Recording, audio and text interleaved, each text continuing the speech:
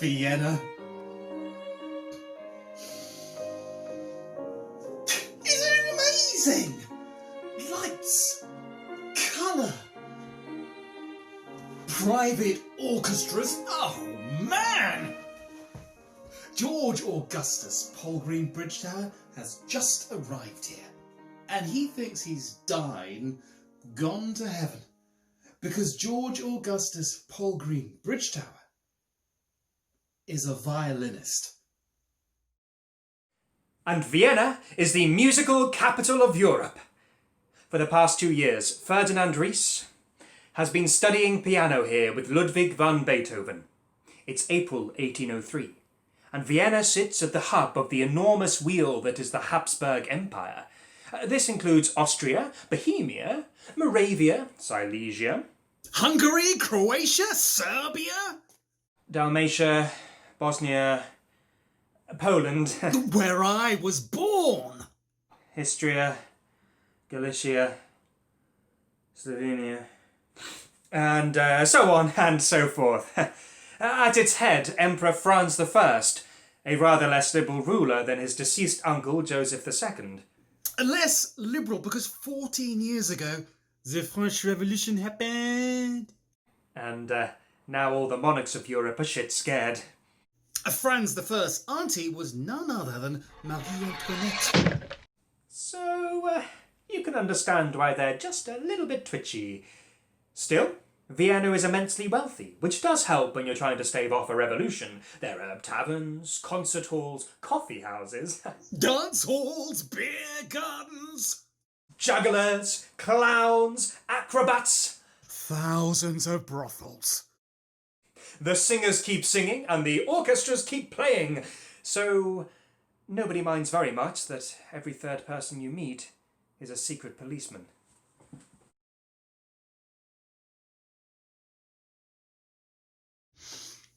George Augustus Polgreen Bridgetower loves all this. His head's in a whirl. But not everyone is quite so enraptured. Some of us love liberty and virtue. Not, however, your average Viennese citizen. As long as he's getting his brown ale and his little sausages, he's never going to revolt.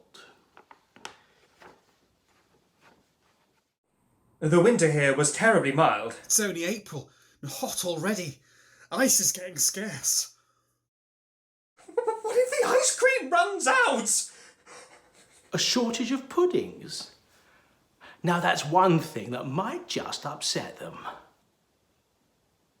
I myself am not from Vienna. A few years ago, these Habsburgs weren't just ruling over their own giant cabbage patch. They kept a tight grip on many of the German cities as well, including my own birthplace of Bonn in the beautiful Rhineland. But these days, the French are everywhere, and right now, Bonn is actually a part of France.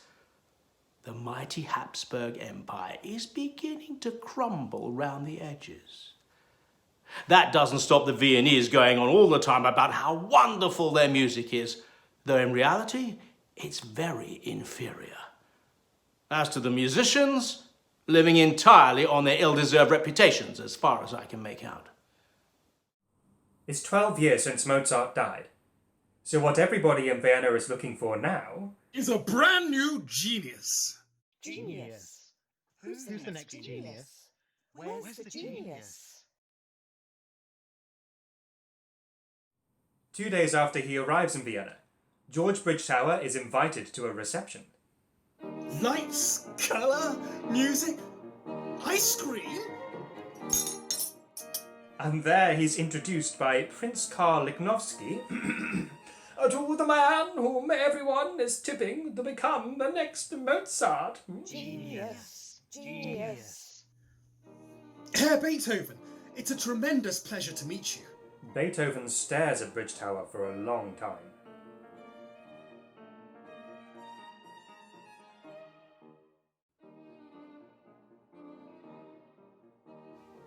Herr Bridgetower.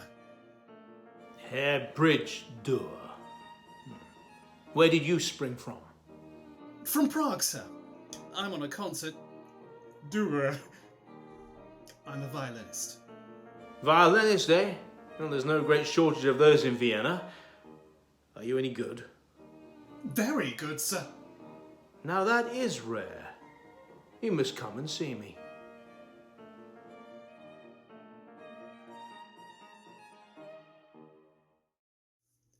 George Bridgetower was born in Biala in Poland. Not a particularly interesting town. His father, John Frederick Bridgetower, worked in the household of the local baron. Before they married, he told his Polish fiancée, I'm an African prince, you know, darling. in fact, he probably came from Barbados. Although he was always a little bit vague about where he was born. Anyway, the castle in Biala did have a very small opera house, so it wasn't all bad. Young George learned to play the violin in Biala. And by the age of 6, he was fiddling away with the best of them.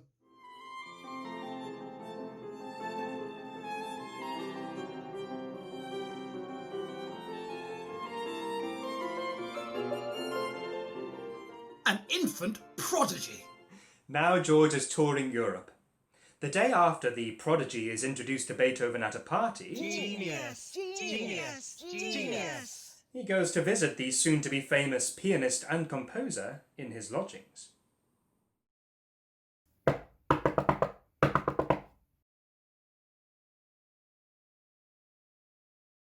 Ludwig van Beethoven was, at this time, 32 years old.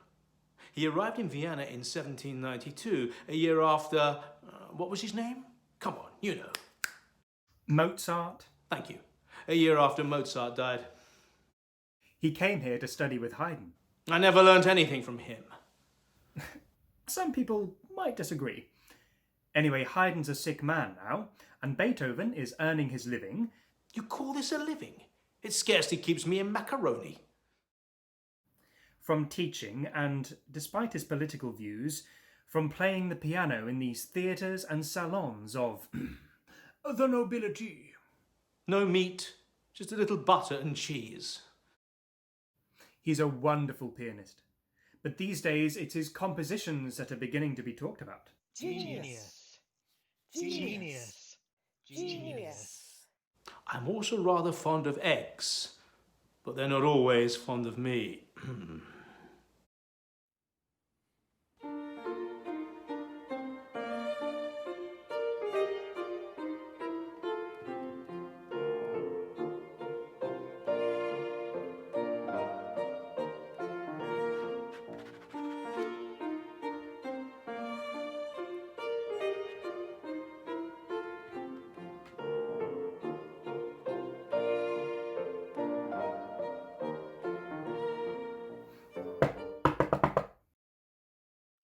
Good morning, my man. Is Herr Beethoven at home? Is he expecting you, sir? He asked me to visit him. I'll see if he's available. Ferdinand Ries, Herr Beethoven's pupil. Delighted to meet you, Ries. You're a lucky man. Ferdinand Ries is 19 years old, the son of Beethoven's old music master in Bonn. If he ever grows up, he wants to be a composer. He's also working as Beethoven's assistant, secretary, and Reese! Where the hell is my coffee? general dog's body. Ries is also an awfully nice young man. Reese, can you hear me? Where in heaven's name are you? He's very patient. I'm in the drawing room, sir.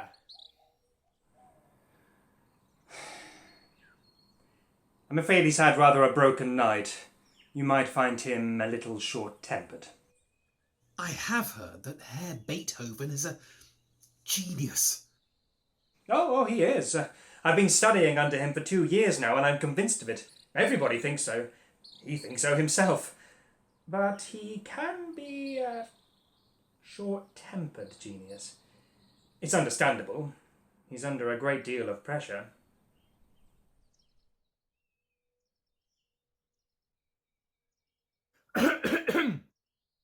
For God's sakes, Reese, why are you always creeping up on me like that?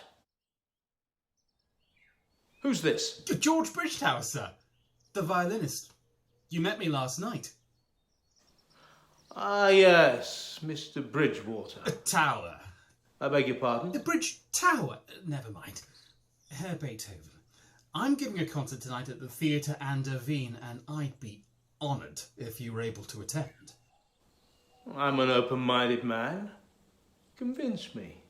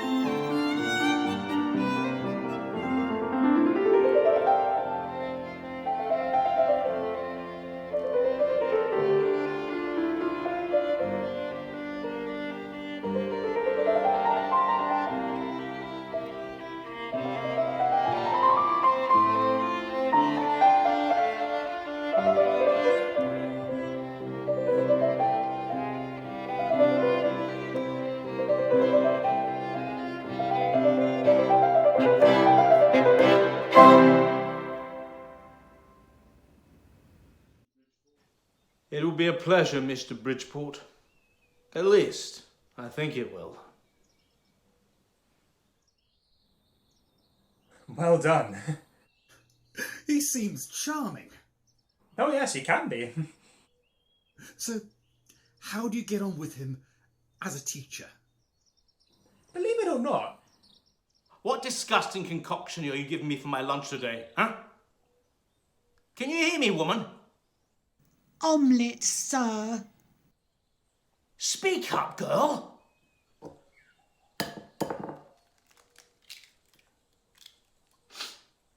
How long is it since you bought these eggs? Ah! I knew it. The witch is trying to poison me. I'll not stay in this madhouse a minute longer. believe it or not, when he's teaching, he can be extraordinarily forbearing. Being a teacher doesn't really suit my temperament.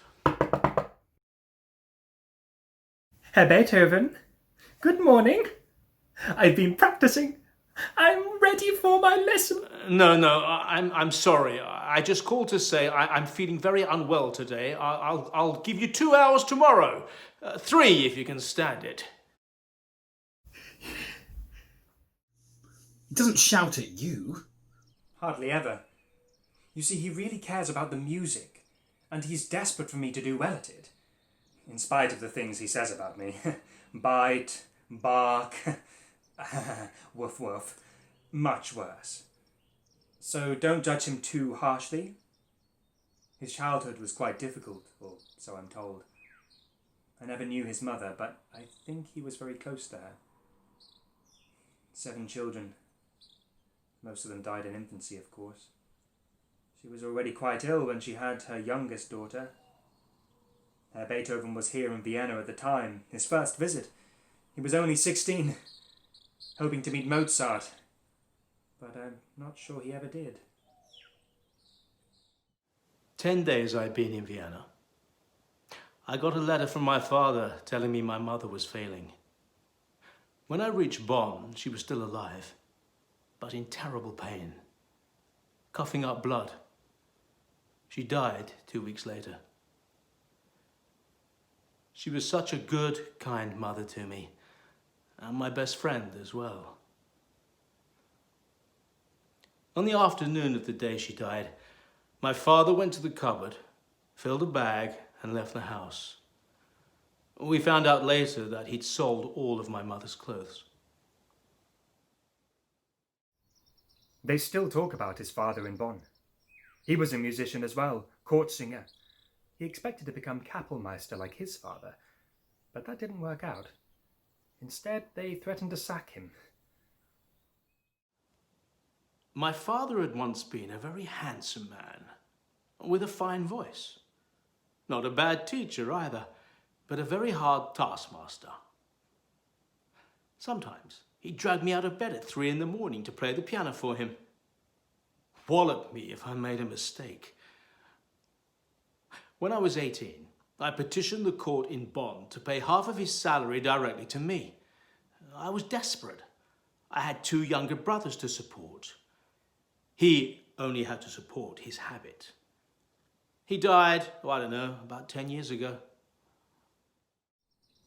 He still looks after his brothers. There are other pressures as well. The Austrian court, all that rigmarole, the expectations. He wills himself to be polite. So when he gets home, he tends to let go. I take it he isn't married. No. But he's always in love with someone or other. Herr Beethoven has some very high-class piano students. Out of his league, I'm afraid. These are the sons and daughters of Austria's gilded nobility we're talking about here. Herr Beethoven is a genius, but he's also the child of a drunken German tenor. He has some health issues as well. But just you wait till he's listening to music. Real music. Then you'll see his face light up.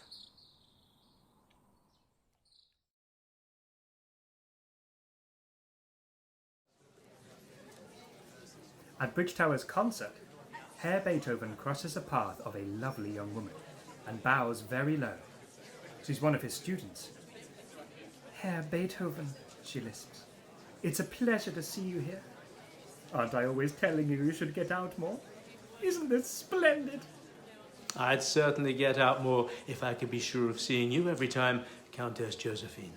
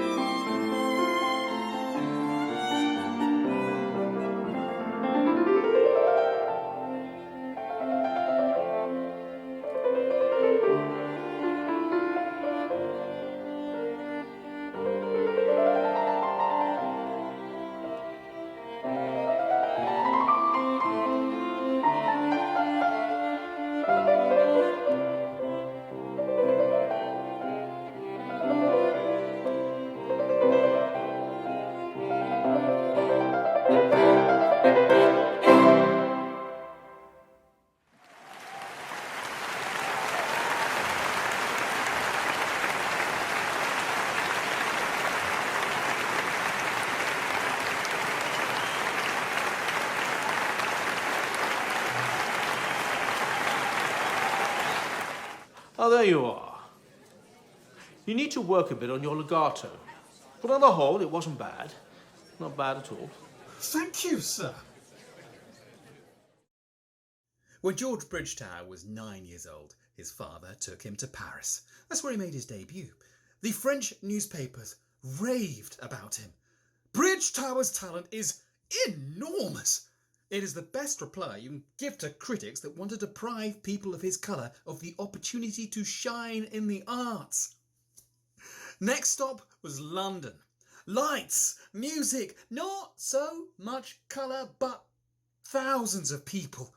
Streets decked with sedan chairs, carriages rattling along through the puddles. It is terribly exciting. And now young George is playing at the Theatre Royal Drury Lane. A row of dazzling white columns, and inside it's a blur of red velvet and chandeliers. He isn't nervous, not one bit, and he gets brilliant notices. So then he's carried off to a little old castle called Windsor by the River Thames to play for King George III. The next thing you know, the Prince of Wales is paying for his tuition. With the leader of the Royal Opera House Orchestra. Impressive or what? Bravo, Mr. Bridgefield. Your very good health. I'm a tower, sir, not a field. Look! Tower of Babel. bloody tower. Bell Tower. The Tower of Pisa.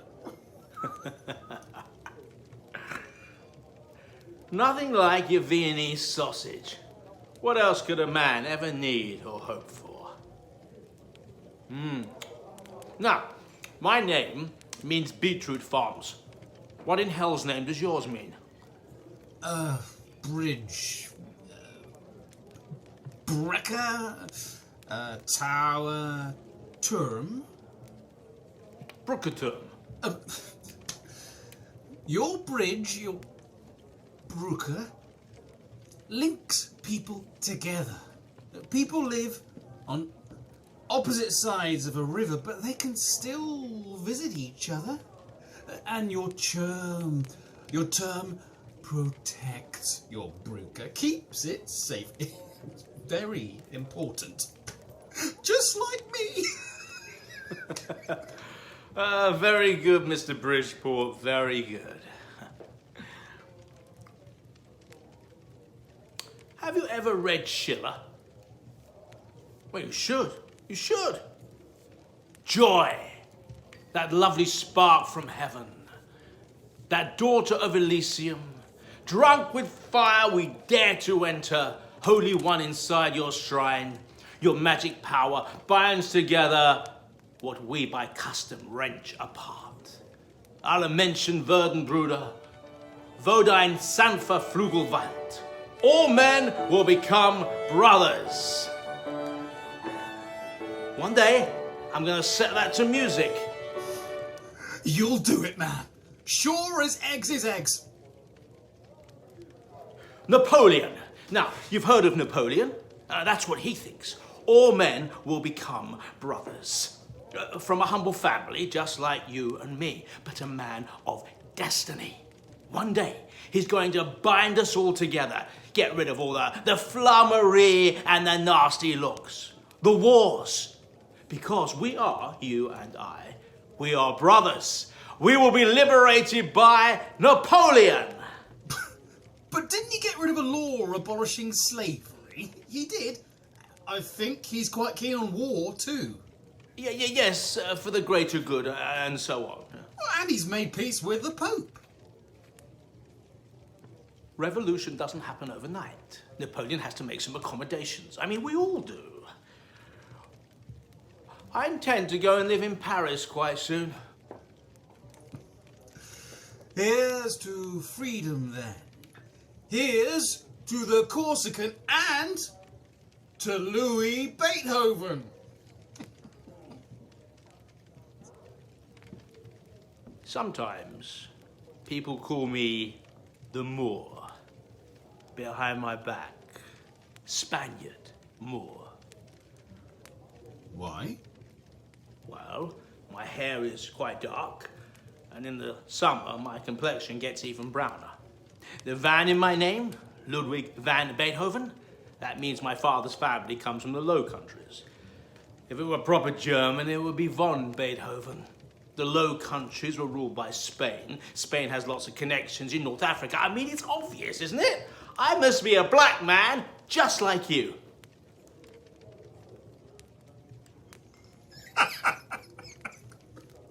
Welcome to the Brotherhood, man! The Brotherhood! Oh, Ludwig. I could call you Ludwig, can't I? No.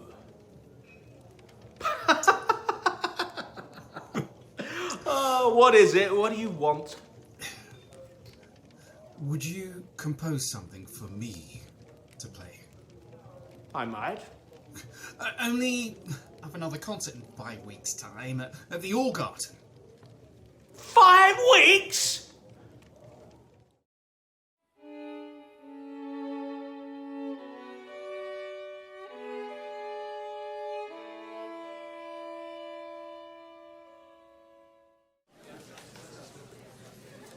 Oh my God! Second movement, you'll have to read from my copy. I ran out of time. But the British ambassador's out there! And Princess Esterhazy!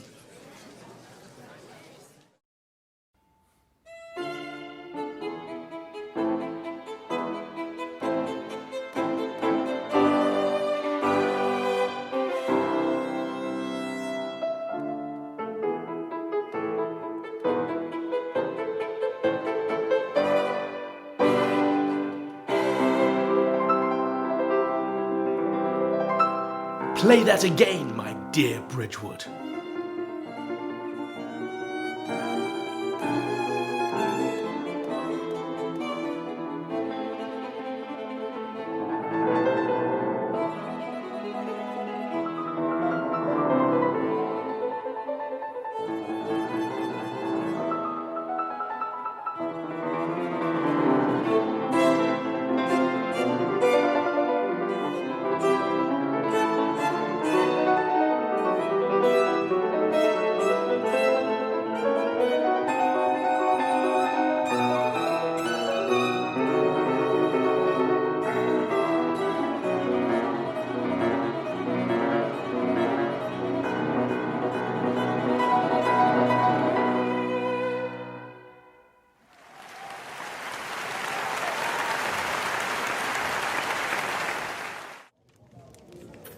Oh, that was nothing.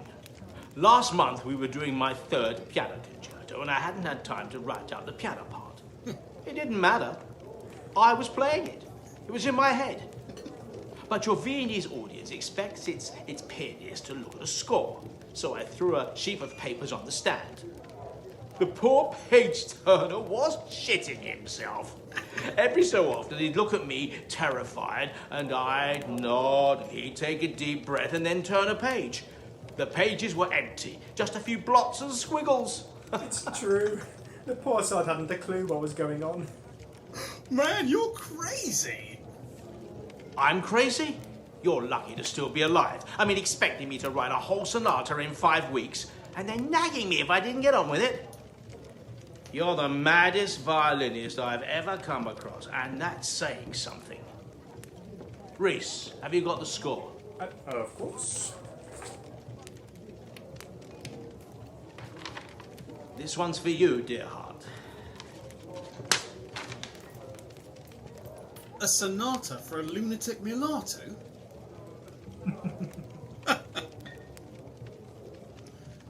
Thank you.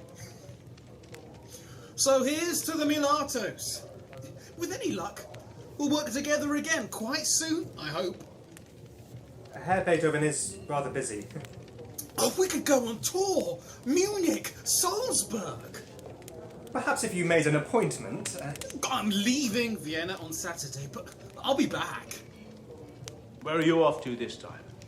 To Dresden. To stay with my mother. Making up for lost time. For 11 years, I never even set eyes on her. Good Lord. I was only 10 when my dad dragged me to London to play for the Royals. Prince of Wales. He's a really nice man. You know the English court, then? All bowing and scraping like our court. Not really. Your English king, well, your English king is a bit bonkers right now by all accounts, but he used to love nothing better than sitting by the fireside with his wife and kids, drinking tea and playing word games. And your English noble, he doesn't really like spending too much time at court either. What he likes is strolling through the woods with a gun over his arm. Sounds awful. They're musical, though, the English. Oh yes, very musical. Best of all, they love singing. Loads of choirs, trumpets, organs. They're very fond of loud noises. You should go there. I don't go much in for singing. Real music doesn't actually need words. Exactly. It ought to be able to create passion in people without the need to explain to them what they're meant to be feeling. So what about your man Schiller? I'm saving Schiller till later, when I can't hear what the music is trying to say to me. So it was your father who organised all this public fiddling for you? Your promoter? Promotion, yeah. He loved that. Major gabber, my old man. Bastard too. Just like your dad. The drunken German tenor. Not that he drank all that much. He was just pushy. Always on at me. Do this, go there, don't do that, don't imbibe, don't inhale, don't go with loose women. Who's been talking to you about my father? Someone at a party somewhere. More wine? Look, don't worry about it. Fathers, who needs them? Well, we all do, but some folks never even meet theirs. And in my view, they're the lucky ones. Others are much nicer. You ought to get married, you know, Ludwig, oughtn't he? Do you the world of good. You're not married. Plenty of time for that. I'm 10 years younger than you, remember? Still, so are my oats. Herr Beethoven, you look very tired. We disagree on many things, young man, and the need for fathers is one of them. They ought to be there for their children, and being there isn't something I could cope with at the moment. Also, children fall ill. Quite often they die. I need to defend myself against all possible chaos and melancholy. Herr Beethoven, it's rather late. Perhaps we should... Get laid then! Do you ever do that? Shag women? There's no shortage of brothels here in Vienna. Like violinists, one in every corner. There's one just next... Yes, thank you. I know where they are. Well, how about your students? Oh, that Josephine. She's a well-stacked girl. Looks like she's up for it too, not stuck up like some of your aristo bitches. I know you can't marry her, but that's no reason why you can't give her a good prom. I hope you enjoy a pleasant stay with your mother, Mr. Bridgetower, and show her a good deal more of respect than you have accorded me or my acquaintances. I doubt our paths shall cross again. Ludwig! What was it Mr. Bridgetower just called me? Ludwig, Herr Beethoven. I thought he did.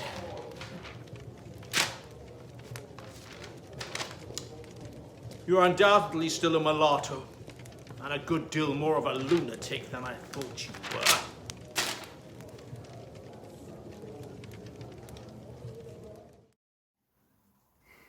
For quite some time now, Herr Beethoven has been worried about his hearing. Day and night, my ears are full of buzzing and humming.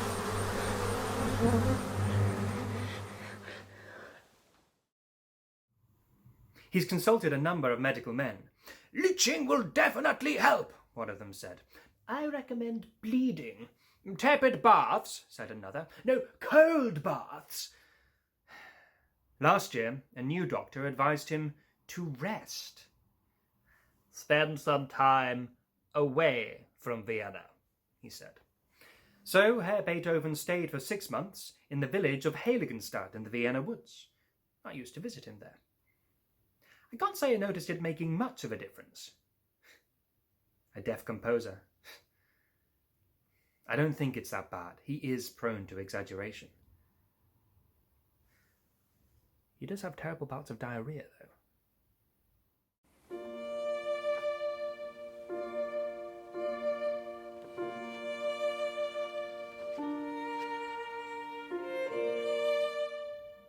When Herr Beethoven came back from Heiligenstadt last October, he was in very low spirits for quite a long time. And I must say, meeting Mr. Bridgetower did seem to have provided an excellent tonic. I have never seen him write anything quite so quickly. But I realised that evening that what he loves more than anything else is a jolly good row. He gets gloriously angry, and then he starts scribbling. The violin sonata, by the way, the one he's just premiered with Bridgetower, that's going to be rededicated. Ries! I'm here, sir. Ries, can you hear me?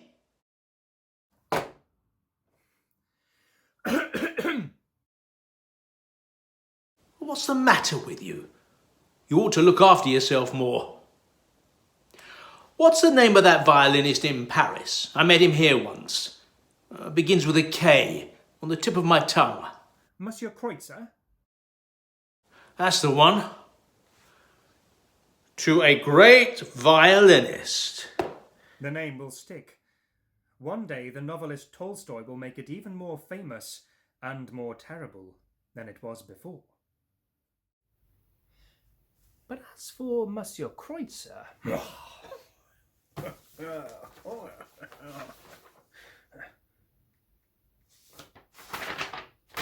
Outrageous! Trop difficile!